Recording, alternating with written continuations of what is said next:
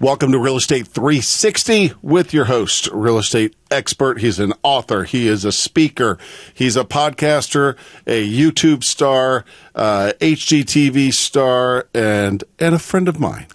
Sandy. Mr. Ken Renner. Hey, my favorite radio host. Hey, thank you very much. It's nice of you to say. I think we should get right to it and talk about what everyone's thinking and talking about. And that's what's going on in the stock market and how it affects interest rates and the economy as a whole. Absolutely. You know, so we're talking about this is the first week in March 2020. And, this is when we've seen the most dramatic stock market swings we've really ever seen. And it's all due to bad news. Fear of the market is what drives interest rates. And just drives the stock market up and down. Uncertainty. Yeah. Yes. So, going back to the whole coronavirus thing that's everybody's talking about, and it's in the news, and the news feeds on the fear, and the fear feeds on the news, and then stock markets go crazy. And it's a fear versus greed. They have actually a index for that, which is of course they do. The fear greed index. Yeah, it's the volatility index, and it's at the highest it's been. So we've seen that. And so what's happened though is that because of the uncertainty in the market, it's actually really, really good for real estate, and it's really, really good for interest rates. Mm-hmm. And anytime the interest rates are going down, that's going to increases buying power and also increases cash flow for our investors. So, with the Fed taking a 0.5, 50 basis points drop in the federal funds rate, that's unheard of since 2008. Yeah. And so obviously an emergency cut, almost a panic cut, and that didn't really help the market because it showed that even the government was concerned about the economy and things like that. So right now that's actually really the silver lining of all this is that it's really, really good for interest rates. Can I ask you a quick question? You said concern. Was it concern or preventative measure? Do you know what I mean? But they were like, let's do this now so we're not really hurting later. Any take on that? Well, they were planning on, they had already announced that they were going to be doing some rate cuts. And in mid-March, it was going to come up that they're probably going to do, that it's a little earlier. They're going to do a quarter. Okay. That was what everybody expected. So when they did a half for the first time, also in a long time, outside of a meeting, your usual meeting, that was a dramatic, it helps. It's going to help interest rates, but it's also, I think it drove a little more panic into the market. Okay. Because it showed that even the feds are uncertain with what's going on with the whole thing. Right. So, once again, that drove, when the money comes out of the stock market, when people liquidate, they want to put it into safe havens. And so there's only a few places you can put safe havens. One of them's gold. Okay.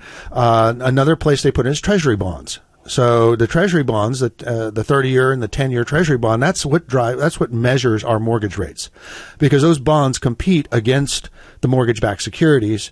And so that you can really pretty much, here's a clue for you about the mortgage that we're talking about, the mortgage rates. You can follow what's going to happen to the interest rates by following what the 10-year bond yields are doing. So as money's being poured out of the stock market into the treasuries, that makes their yields go down and the prices of those bonds go up because the more of the demand. Another place that people put their money when they're rolling out is hard assets, and real estate is a hard asset. So it's kind of a dichotomy here. It's actually a really good opportunity because what happens a lot of times, especially I do a lot of investors, work with a lot of investors around the nation and even international investors, and what they have a tendency, especially the newbies, will put everything on hold. Fear, everything, stock market crash. I'm going to stay put. I'm not moving. And here we are looking at it going, oh my, the rates are the lowest they've ever been. It means I'll never get the cheapest money I'm ever going to be able to get in the history of mortgages. Right. And also, as everybody else is staying on the sideline, I'm able to go, and my clients are able to go and snap up properties that other people are hesitating on. So that's kind of really the whole fear greed thing that's going on in the stock market. I've been predicting this for a long time that there was going to have to be an adjustment, because whenever they say, like we'd had in our previous podcast, any market that we talk about that says it's crazy. We've been right. I remember you saying about that. Yeah, paper. Watch out when they say, if it says it's crazy, because that means that that market is overheated. Yeah. And so, and even they've talked about Austin being crazy, but I'm telling you, the Bay Area real estate is crazy. I mean, crazy. I mean, 900 is the median for the area, 900K for a house, but in the Silicon Valley, it's more like 1.2, 1.5, and really there's no place for people to go. In other words, it's bound by the mountains and bound by the ocean. So a lot of our clients are coming out of the Silicon Valley, and whether they're buying a primary residence or most of my clients right now are buying investment properties, because our average investment property is 200 to 250,000, and the median price now is 308,000. So we stay below the median, and we also do a lot of new construction. So that and people like the new construction. Not only do the owners like it because they get a brand new house with warranties and everything's covered, but they also get the tenants like it. They like new construction too. That's like renting a brand new car, right? So they like it, and the property managers like it because they don't have anything to do because the whole property's under warranty. So it's worked really good. In 10 years, you'll have a 10-year-old house, as opposed to some of the houses that were like around here in this area where they're all 30 and 40 years old. In 10 years, you're going to have a 50-year-old house. Right. So, and the other good news is that, people are pulling their money out of overpriced real estate, or if they're smart, and they're putting it, where are they looking for? They're looking for where's the best market in the nation. Austin, Texas, hottest job market in the nation, second year running, as according to Wall Street Journal. Jobs drive real estate. Drives real estate values. It drives our investments. We have 151 people net a day moving here, and people just need a place to live. Hence, we're the landlord. Here's a rental, and so prices are going up faster than our rents, though. So that's a whole nother story. Number one best place to live in America, third year in a row from U.S. News and World Report. And so that's a big deal. And then number one best place to invest, according to Forbes. So people start looking at that, and guess what? They're looking for someone to help them with that, and that's why I raise my hand. So I do these podcasts. That's why we do well over 100 homes a year, and mostly to investors, and a lot of them local, but a lot of them from out of state and even from other countries. Seems to be the Far East is very, very interested in Austin, Texas, and real estate in general. So is that right? Yeah, is that new? Well, I've been going out to the California market because that's where I'm from since the early 2000s. And I don't think they were the foreigners were as interested in in real estate and our real estate nearly as much as they are now. So right now, they're just going, this makes sense. And now with the rates dropping, it's incredible. And so what we're having is we have a shortage. We have a housing shortage, and we have a property shortage. So in new construction, a lot of the builders, number one, will cut off investors. No, we're not selling to investors at all. Number two, they're already sold out, period. In other words, they've got to shut down their sales because they can't build them fast enough, which drives up the length of time building them, which drives up costs. So we're seeing actual subdivisions being, no sales going on until we catch up. Wow. And so it's it's a balancing act, being able to find the right sweet spot for us. In investor world, it's about 200 to 250,000. And new construction, that's really hard to find, but that's what we're experts at doing. And we've built relationships with the builders that they'll come to us first. Right. So we're on like waiting lists. So as soon as they open up the new section, they'll call us first, and we've already got the allotment sold, because they usually only allow 10% of the subdivision to be sold to investors. Okay. So, but let's get to the interest rates really quick, because this is pretty exciting news. So the rates dropped almost 2 percentage points from their peak about November of 2 years ago. They were about 5.25%, 5.5%. Now we're down to the low threes, and we might be even entering into the high twos coming up. And that's incredible. And so to put it in perspective, I did our median home price is $320,000. So I'm using a $300,000 owner occupied purchase, right?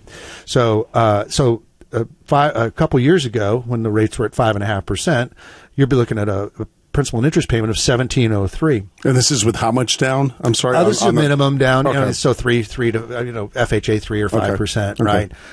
And so right now at 3.25%, that payment would be $1,305. So $1,703 to $1,305. That's literally 25% less in principal and interest payments. Wow. That's almost a nearly $400 less a month every month for the next 30 years.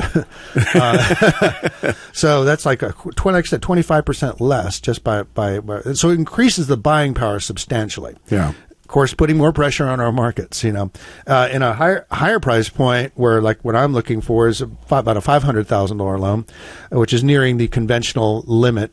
You're looking at $500,000 principal interest right now would be $2,176. 2 years ago, it would have been $2,838. So that's literally $662 a month less than it would have been just 2 years ago.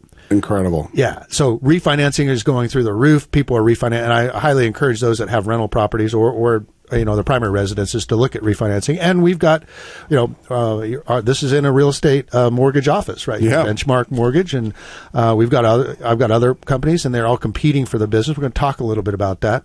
But let's talk about the rental property, the non-owner properties, which is what I do a lot of. And so our average sales price around $230,000 to $250,000. People are putting $50,000 down, which is 25% or thereabouts, borrowing about $200,000.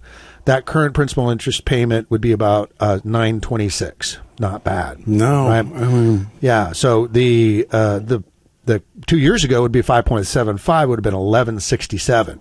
The money's, you said it before we went on the air that, the money's almost free, and it almost, and you would know better than I, when it would come to a mortgage, why would you pay cash if you could when you can get the money so cheap? Well, don't forget also, this is tax deductible. Right. So, I mean, depending on your tax bracket and all those other things, so check with your CPA, please. But, but that's the whole thing is that it's tax deductible on top of the cheapest money you can borrow, really. Right. I mean, so it's tax deductible, and that changes. In a rental property, it is also tax deductible as well. But in this case, a $200,000 mortgage opposed to last year or 2 years ago, from $1,167 to $926, that's $241 a month more in cash flow that our investors would be getting over what I purchased a couple properties 2 years ago. Because they're not going to change the rent. No, and the rent, yeah. So I mean, that's almost $250 a month. That makes a lot of difference, Sure. And that's where all of a sudden we also see people. Our pro formas are looking so much really amazing, being that we could get a rental property for 3.75%. And I'm not calculating APRs. Nationally, you're supposed to buy RESPA. I'm supposed to give you APRs and all this other stuff, but I'm just doing this as examples so I don't get in trouble with the RESPA cops. And they're out there. They're out there listening. When the mortgage crisis was pretty much had fleshed itself out, pretty much the mortgage rates were pretty homogenized at that point. All the brokers were gone, the mortgage brokers. It's all bankers now. They're pretty much out. And so you really couldn't shop for a rate and get much difference. And now, but believe it or not, there is a difference between different companies, and it could be as much as a 0.25% interest rate. So that's why you can't always. You don't want to use a no-name lender or an internet lender. You want to use somebody you can actually get in front of and actually have a communication with. That's not an 800 number like some of these national. Or an app. Or an app, yeah. Right. Yeah, Rocket Mortgage or whatever, Right. So it's really important to have that relationship. And it's also important to have the relationship where somebody's like me bringing $10 million worth of loans to this loan officer this year. I have a lot of clout with them, and I use it as leverage. Sure. So it's that relationship that we build. It's all about relationships. And we'll get into more mortgage stuff on the next podcast because I think it's really important. It's the key to home ownership, and it's the key to getting a really good investment. That's a lot of information, really good information. Appreciate and if someone's watching this and they want to get a hold of you, then go to your website, they can give you a call. Yeah, Ken, Kenn at buyaustin.com. Or my phone number, text me, 512-423-5626. Let Ken use that leverage to help you out. Absolutely. Give me a call.